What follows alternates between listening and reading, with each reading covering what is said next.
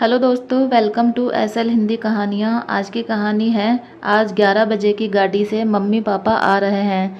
ये कहानी आपको पसंद आती है तो प्लीज़ लाइक करें, शेयर करें। इसी तरह की कहानी सुनना आप पसंद करते हैं तो प्लीज़ चैनल को सब्सक्राइब करें। कहानी को अच्छे से समझने के लिए वीडियो को पूरा देखें, बिना स्किप किए देखें। तो चलिए फ्रेंड, आज की कहानी शुरू करते हैं। फ़ोन की घंटी तो सुनी, मगर आलस की वजह से रजाई में ही लेटी रही। उसके पति राहुल को आखिर उठना ही पड़ा। दूसरे कमरे में पड़े फ़ोन की घंटी बजती ही जा रही थी। इतनी सुबह कौन हो सकता है जो सोने भी नहीं देता। इसी चिड़चिड़ाहट में उसने फ़ोन उठाया। हेलो, कौन?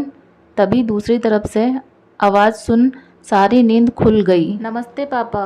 बेटा, बहुत दिनों से तुमसे मिले नहीं, इसलिए हम दोनों 11 बजे की गाड़ी से आ रहे हैं। दोपहर का खाना साथ में खाकर हम 5 बजे की गाड़ी से वापस लौट जाएंगे, ठीक है?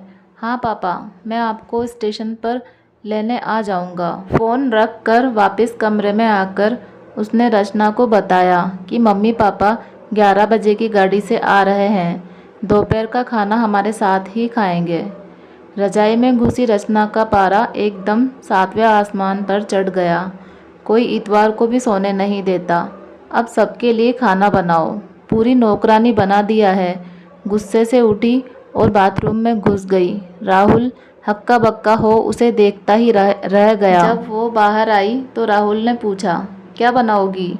गुस्से से भरी रचना ने तुनक के जवाब दिया, अपने को तल के खिला दूंगी। राहुल चुप रहा और मुस्कुराता हुआ तैयार होने में लग गया। स्टेशन जो जाना था।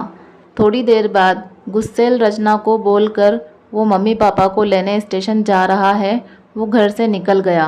रचना गुस्से से बड़बड़ाते हुए खाना बना रही थी। दाल सब्जी में नमक मसाले ठीक है या नहीं की परवाह किए बिना बस करछी चलाए जा रही थी। कच्चा पक्का खाना बना बेमन से पराठे तलने लगी तो कोई कच्चा तो कोई जला हुआ। आखिर उसने सब कुछ ख़त्म किया। नहाने चली गई। नहा के निकली और तैयार हो सोफे पर बैठ मैगज़ीन के पन्ने पलटने लगी। उसके मन में तो बस यही चल रहा था कि सारा संडे खराब कर दिया। बस अब तो आए, खाए और वापस जाए। थोड़ी देर में घर की घंटी बजी तो बड़े बेमन से उठी और दरवाज़ा खोला। दरवाज़ा खुलते ही उसकी आंखें हैरानी से फटी की फटी रह गई और मुंह से एक शब्द भी नहीं निकल सका। सामने राहुल के नहीं, उसके अपने मम्मी पापा खड़े थे, जिन्हें राहुल स्टेशन से लाया था। मम्मी ने आगे बढ़कर उसे झिंझोड़ा। अरे क्या हुआ? इतनी हैरान परेशान क्यों लग रही है? क्या राहुल ने बताया नहीं कि हम आ रहे हैं? जैसे मानो रचना के नींद टूटी हो। नहीं मम्मी, इन्होंने तो बताया था, पर चलो आप अंदर तो आओ। राहुल तो अपनी मुस्कुराहट रोक ही नहीं पा रहा था। कुछ देर इधर उधर की बातें करने में बीत गया। थोड़ी देर बाद पापा ने कहा, रचना गप्पे ही मारती रहोगी या कुछ खिलाओगी भी? यह सुन रचना को मानो सांप सूंघ गया हो। क्या करती? बेचारी को अपने हाथों ही से बनाए अधपके और जले हुए खाने को परोसना पड़ा। मम्मी पापा खाना तो खा रहे थे, मगर उनकी आंखों में एक प्रश्न था जिसका वो जवाब ढूंढ रहे थे।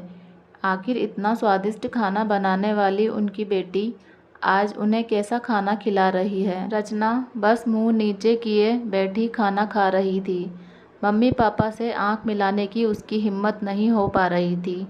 खाना ख़त्म कर सब ड्राइंग रूम में आ बैठे। राहुल कुछ काम है, अभी आता हूँ कहकर थोड़ी देर के लिए बाहर निकल गया। राहुल के जाते ही मम्मी, जो बहुत देर से चुप बैठी थी, बोल पड़ी, क्या राहुल ने बताया नहीं था? तो अचानक रचना के मुंह से निकल गया। उसने सिर्फ यह कहा था कि मम्मी पापा लंच पर आ रहे हैं। मैं समझी उसके मम्मी पापा आ रहे हैं। फिर क्या था? रचना की मम्मी को समझते देर नहीं लगी कि ये मामला है।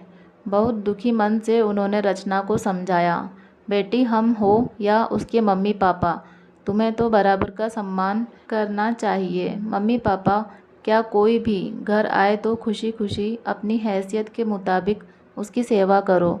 बेटी, जितना किसी को सम्मान दोगी उतना ही तुम्हें भी प्यार और इज्जत मिलेगी।